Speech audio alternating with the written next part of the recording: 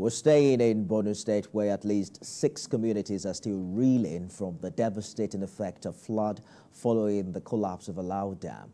Now more than 200,000 persons who are heavily impacted by the devastation are currently seeking refuge at the Bakassi camp in Maiduguri, the state capital.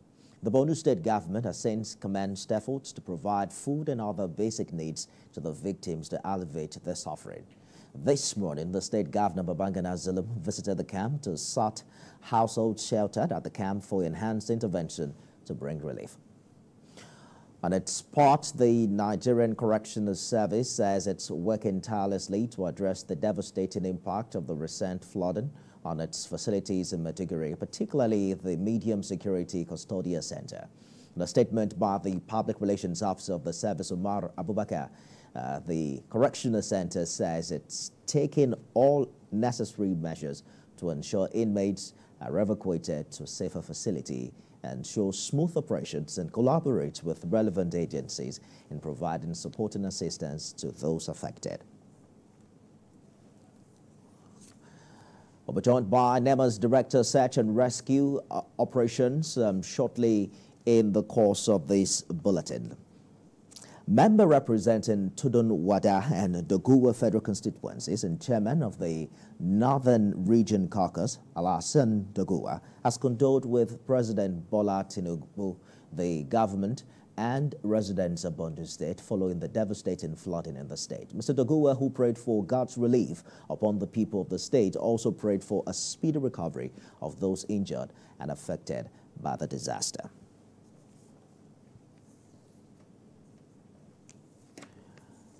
Meanwhile, the federal government has dispelled rumors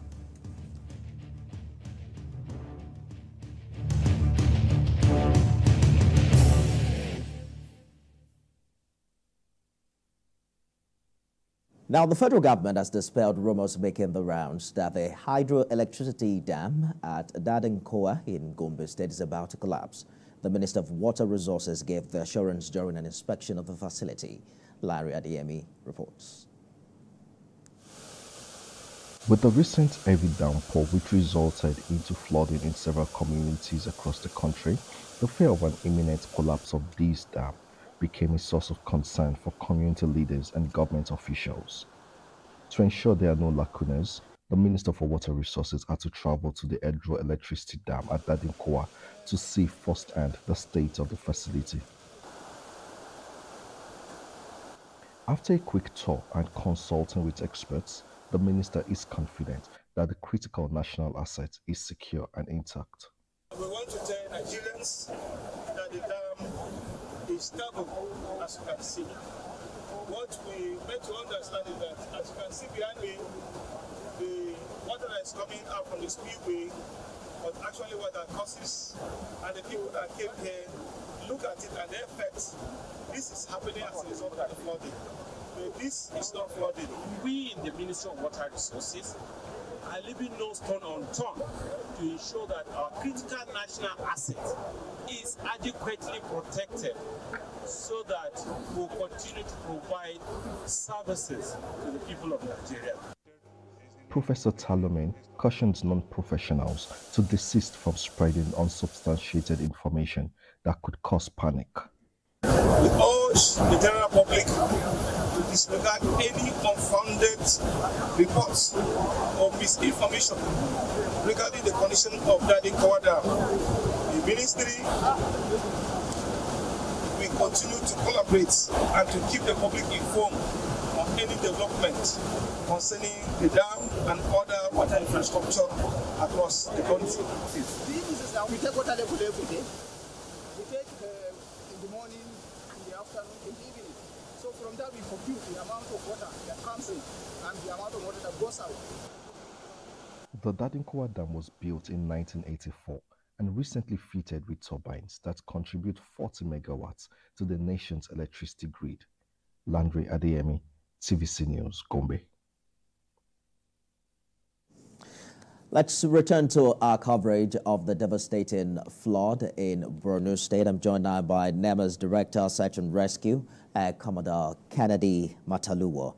Thank you for joining us on the news this hour. Walk us through what the latest is with the evacuation of people in high-risk areas to safer ground. We hear that Bakassi IDP camp is already at full capacity.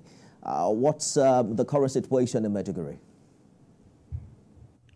Okay, thank you very much for inviting me. Currently, the search and rescue activities is ongoing, and I think a lot of over 100,000 people have been moved already, because over 239,000 people were really affected. And camps, about 8 camps so far have been opened in Maiduguri.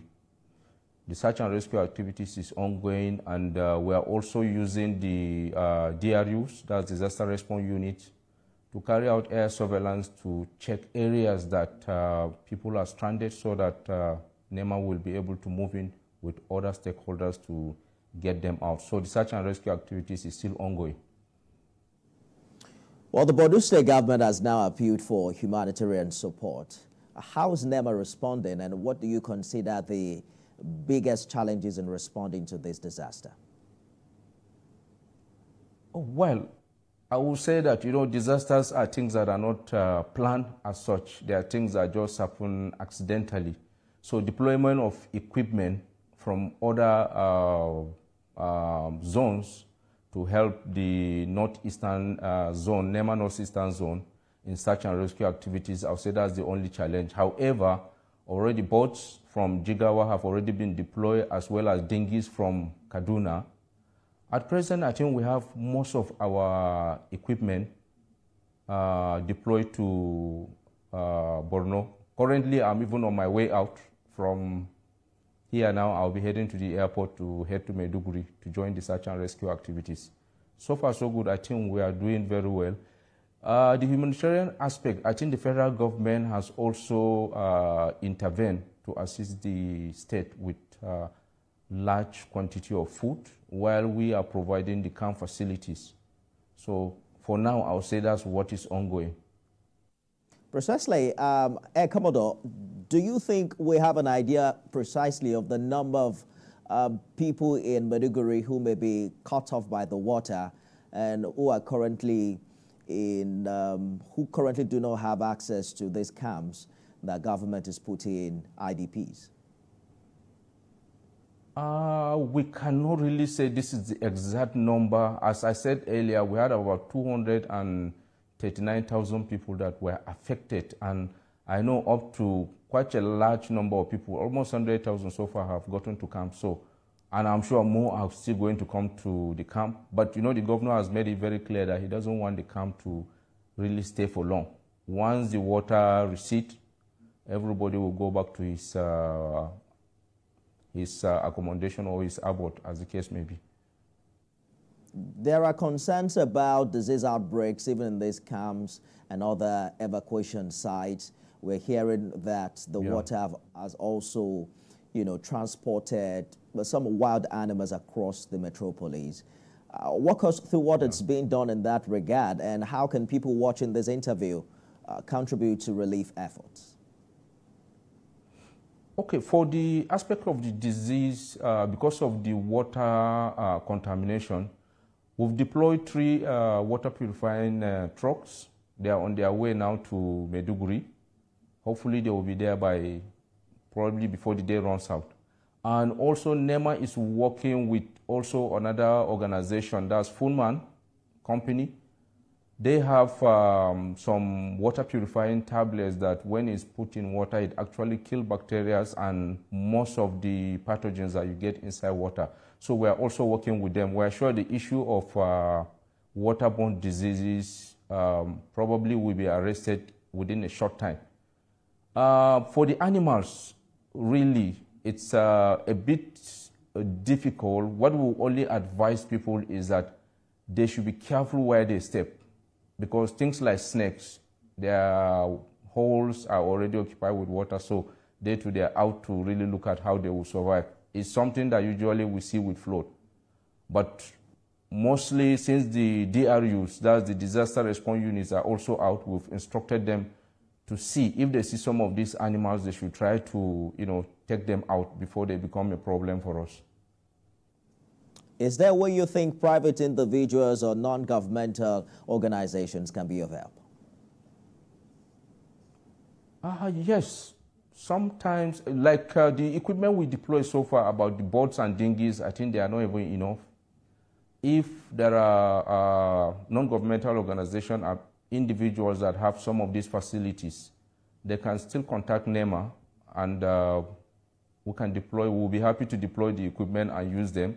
Then also in terms of meals, also a lot of people are stranded too. I'm sure they will also appreciate if they can have good meals too. NEMA is trying, federal government is trying, but I think we still require more help.